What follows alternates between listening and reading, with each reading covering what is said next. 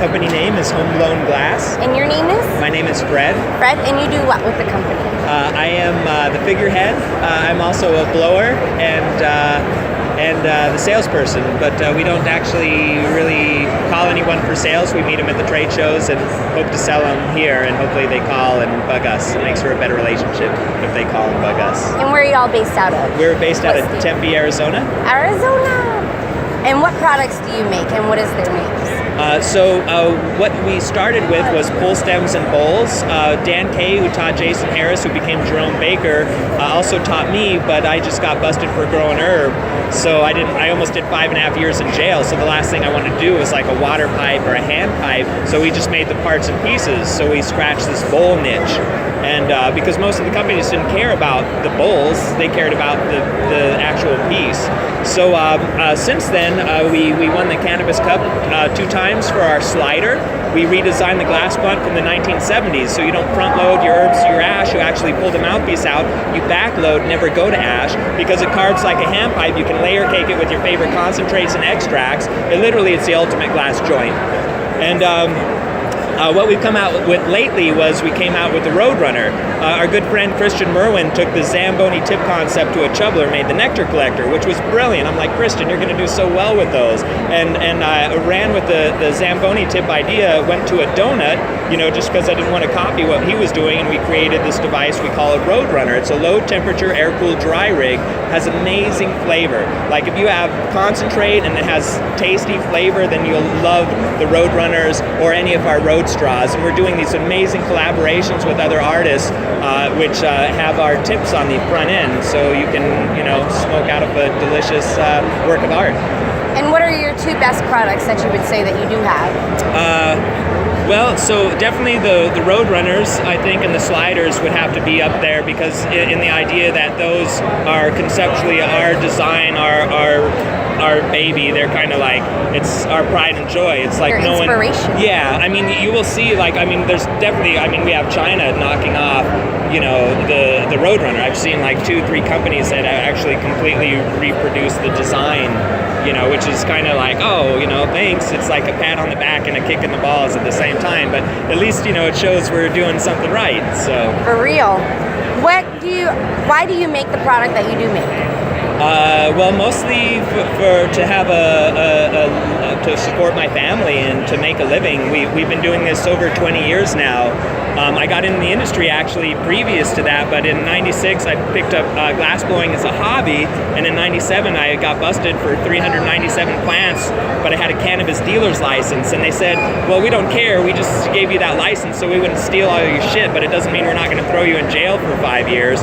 But fortunately, because I'd been doing it so long and I didn't do it for the business, the money aspect of it, I got a slap on the hand, 24 community service hours, and I became a full-time glass blower.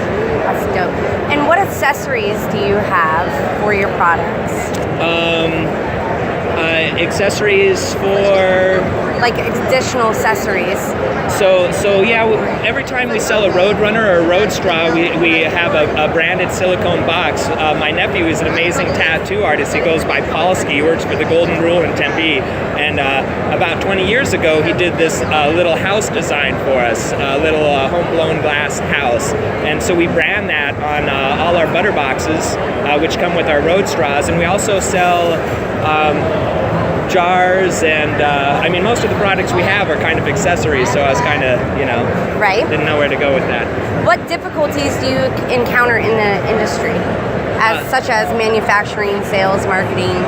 So, because we've been established, I actually got into the game in 1988, and in 1989 I met Jack Herrera and I started doing t-shirts and stickers. I used to do the fuel paper fiber food educate yourself. So I've been established in the industry at a long time. So lately the trouble for us has been with things like the knockoffs from China, where they're literally taking our design and selling it for a fraction, of what we sell it for. And we have a crew now of 12 people. There's 10 blowers and girls in the office. Not that we don't have a couple girls on the floor too, but the idea is that we not only do we give them 7 major holidays, we give them 2 weeks paid time off, for working 40 hours a week, and we match their insurance. So, we're supporting all these families. We're giving them benefits like a major corporation. In fact, better than any company or any job I ever had. I never got benefits, but we're doing this for these blowers because some of them have been with me, over 11 years. I lost my lead guy of 15 years because he wanted to do his own thing, and I don't own anybody. And the fact that he was ready to do his own thing, that's awesome, right? I'm glad I had him, and so the idea is that with competing with China is an impossibility for us because they can produce it for so much less than what we can. So we ultimately have to hope that someone finds value, that when they're buying it from us, they're supporting the fact that we're paying our taxes and we're supporting Americans in America. We're giving them jobs, we're supporting their families, we're giving them benefits and everything they need. Everything they need, and in turn, by us giving them jobs, they're able to pay their taxes, they're able to buy stuff, and it's interesting thing now in this global economy, what I try to tell people is buying American is buying local, because we're all in the same boat together.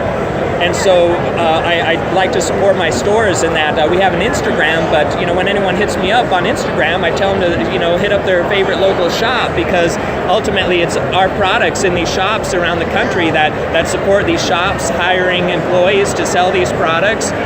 So even though I'm not necessarily, I don't live in Colorado, part of my heart is in Colorado because I have shops in Colorado, I have friends in Colorado, and I know that those shops, that buy my stuff are helping to employ people in Colorado. So I mean, it's kind of a full circle.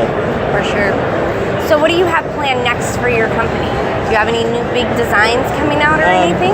I'm kind of like, I can only come up with an amazing, award-winning, product every so many years because my brain isn't, big enough to conceptualize. It's big enough, it's just overwhelmed. Well, it's like a sieve. It's infinitely vast and empty, to tell you the truth.